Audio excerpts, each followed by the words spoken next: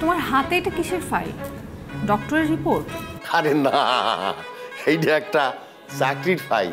একটা ছেলে BA pass, তার একটা চাকরি দরকার। তা আমি ভাবলাম যে আমার জামাই তো পাওয়ার আছে, সেই পাওয়ার খাড়াইয়া যে কোনো একটা চাকরি যদি তার জোগাড় করে দেওয়া যায়, আমার কাছে 1,00,000 টাকা চলে আইবে। আশা মা, আশা আইসে পড়ছি মা, আয়।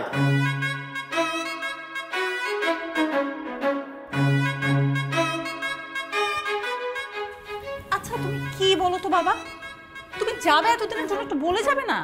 এটা কেমন কথা? এভাবে কেউ গায়েব হয়ে যায়? কি করবো ক, ডাক্তারের ধারে গেছিলাম।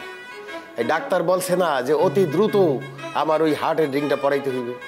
তা আমি বললাম দেন, পরাই দেন। উনি আমারে ধমক দিয়ে বলে, দূর মিয়া, আপনি কি পাগল হয়েছেন? হ্যাঁ, হার্টের রিং পরানো আর এই বর সাজানো কি এক হইল? এটা কি আপনি মনে করছেন যে আপনার মাথায় টোপর দিয়া পাগড়ি দিয়া নওশা সাজাই দিলাম হয়ে গেল? ডাক্তার তো ঠিকই বলেছে। না, মোটেও ঠিক বলে নাই। এই যে রিং পরাইতে এত দেরি করতে আছে, আমার পকেটের জমা টাকাটা খরচ হয়ে যেতেছে না? টাকা তোমার কাছে রাখা দরকার কি? আমার কাছে দাও।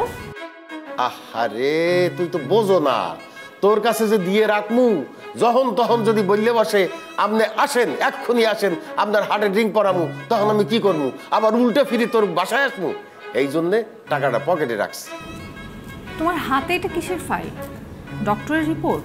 আরে না, এইটা একটা চাকরির ফাইল। একটা ছেলে বিএ পাস, তার একটা চাকরি দরকার। তা আমি ভাবলাম যে আমার জামাই তো পাওয়ার আছে, সেই পাওয়ার খাড়াইয়া যে কোনো একটা চাকরি যদি তার জোগাড় করে দেওয়া যায়, আমার কাছে 1,00,000 টাকা চলে আইবে। তোমার জামাইকে আবার এই ব্যাপারে কোনো কথা বলতে যেও না। কেন? জামাইয়ের সাথে কথা বলতে সমস্যা কি? আমি তার শ্বশুর, আমি তো যখন তখন তার সাথে কথা বলতে পারি। তার মন মেজাজ কয়েকদিন ধরে ভালো না।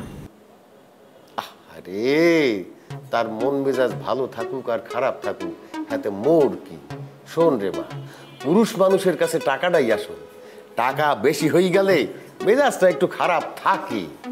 জামাইরে যা খুশি তাই করতে দে, কিচ্ছু কবি না, খালি খেয়াল রাখবি টাকাটা ঠিক মতো আসে কিনা। এই ফাইলটা মনসুরে দেখামু, চাকরিটা হয়ে গেলে লাখ টাকা।